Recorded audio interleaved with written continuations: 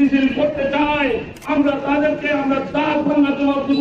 নাগরিক সমাজ, আমরা সচেতন সমাজ, আমরা ঐক্যবদ্ধ হয়ে এই বিগত ব্রিটিশ সরকারের যত প্রকার ষড়যন্ত্র আছে, স্থিতিশীল পরিবেশকে অস্থিতিশীল করতে চাই, তাদের সকল ষড়যন্ত্র আমরা রুখে দিব ইনশাআল্লাহ।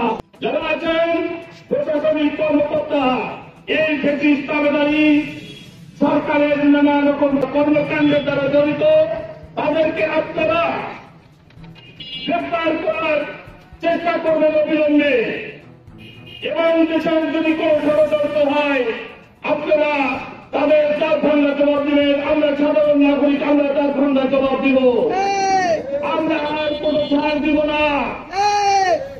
এবং আমাদের প্রশাসনকে যারা নানান ধরনের সমস্যায় পতিত করার চেষ্টা করতেছেন, আমরা এতটুকুই বলতে চাই, সাধারণ নাগরিক সমাজ রুখে দিতে চাই যে প্রশাসনকে নিয়ে যারা ষড়যন্ত্র করতেছেন, এটা আপনাদের ঠিক হবে না।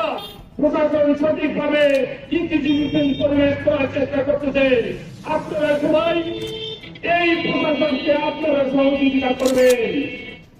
আমরা এই দেশের মানুষ, সাধারণ মানুষ, আমরা এখন সুখের শান্তিতে আছি।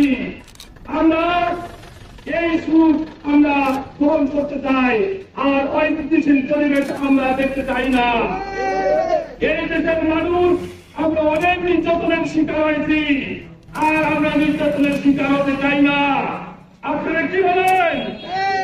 আমরা আর নির্যাতনের শিকার হতে চাই না। আমরা এই স্থিতিশীল পরিবেশকে ধরে রাখতে চাই। আমরা পারবো তো? ইনশাআল্লাহ আমরা পারবো।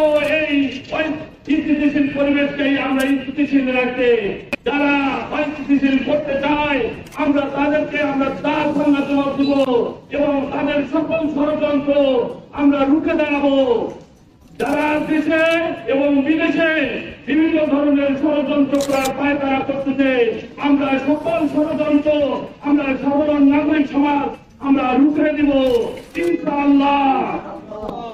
আমরা এতটুকুই বলে দিতে চাই, আমরা আমাদের দেশে আজকে অর্থনীতিতে সমৃদ্ধ আছে।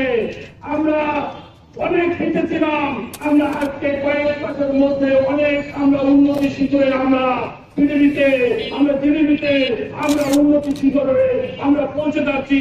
আমরা তো এটা ধরে রাখতে চাই, আমাদের দেশকে আর আমরা পিছিয়ে দিতে চাই না।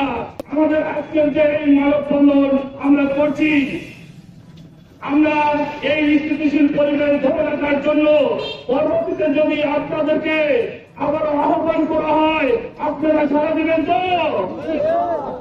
আমরা সকল নাগরিক সমাজ, আমরা সচেতন সমাজ, আমরা ঐক্যবদ্ধ হয়ে এই বিগত ব্রিটিশ সরকারের যত প্রকার ষড়যন্ত্র আছে, স্থিতিশীল পরিবেশকে অস্থিতিশীল করতে চাই, তাদের সকল ষড়যন্ত্র আমরা রুখে দিব ইনশাআল্লাহ।